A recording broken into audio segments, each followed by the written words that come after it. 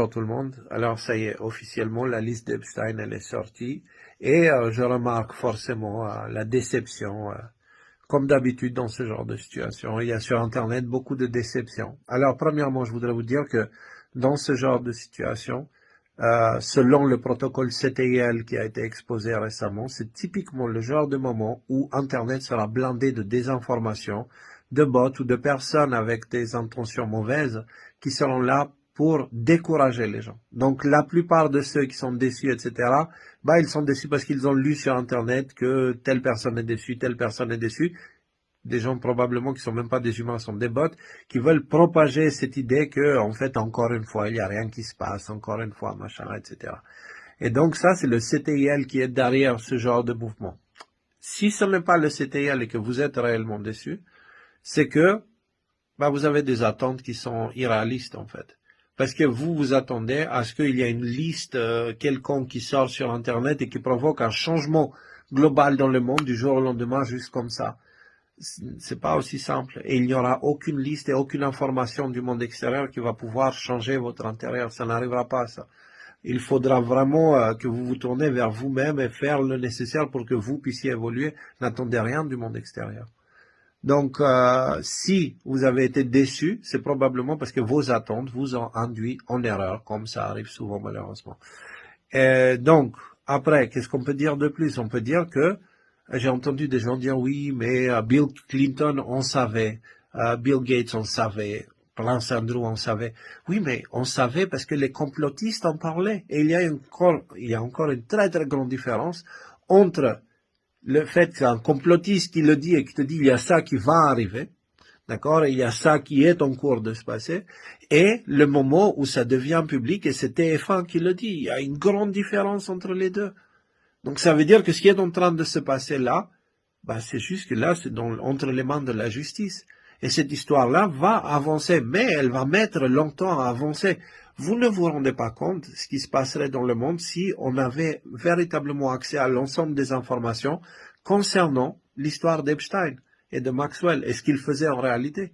Parce que, qu'est-ce qu'il faisait en réalité? Il prenait toutes sortes de personnes puissantes et influentes et riches à travers le globe, il les attirait dans des pièges soit dans des appartements d'Epstein, soit sur l'île d'Epstein, ou soit il les droguait, soit il leur donnait de l'alcool, et il les mettait à côté de les mineurs, il les filmait, et ensuite il les faisait chanter avec ça.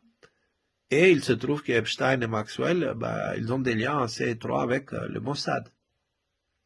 Mossad qui est assez proche de la CIA, CIA qui est assez proche avec plus ou moins tous les services de renseignement du monde occidental.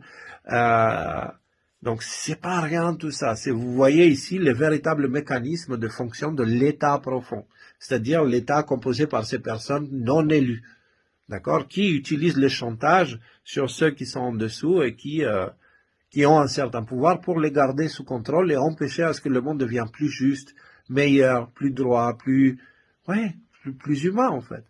Donc c'est pas rien cette histoire-là. Soit estimez-vous heureux qu'il n'y a pas plus de noms qui sont sortis parce que si cette histoire-là sort publique dans son ensemble, du jour au lendemain, c'est le chaos mondial et probablement une guerre nucléaire mondiale que l'humanité ne survivra pas. On est dans ce niveau-là. Et tous ceux qui disent autre chose, c'est juste qu'ils ne comprennent pas l'ampleur de cette affaire-là. Donc voilà ce que j'avais à dire à propos de cette histoire-là. Et je vous dis que là, ce qui est en train de se passer, c'est quelque chose de gigantesque. Allez voir du côté des médias mainstream. Ils commencent à parler de pédocriminalité. J'ai vu sur TF1 qu'ils parlaient, oui, on a une unité spéciale qui traque les pédocriminels, etc. Pourquoi le discours, il change tout d'un coup, là, vous pensez?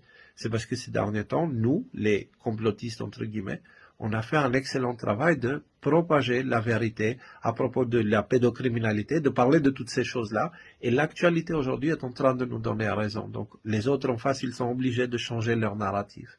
Donc voilà, je mettrai en dessous s'il y a des liens pour compléter ce que je viens de dire, mais en tout cas, prenez bien conscience de ce qui est en train d'arriver. C'est juste gigantesque.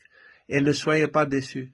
Et n'utilisez pas ce qui est en train de se passer comme excuse pour éviter de faire votre travail à vous personnel, pour votre évolution personnelle à l'intérieur de vous.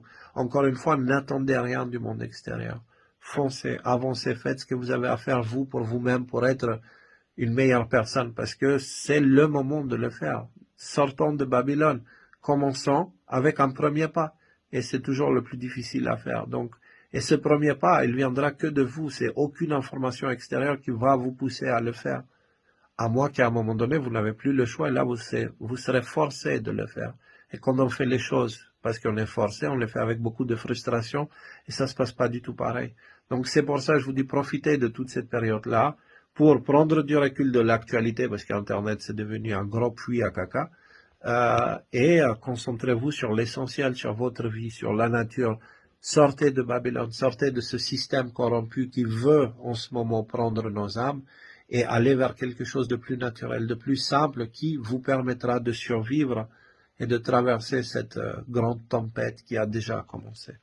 Alors, sur ce, soyez tous bénis et marchez en paix.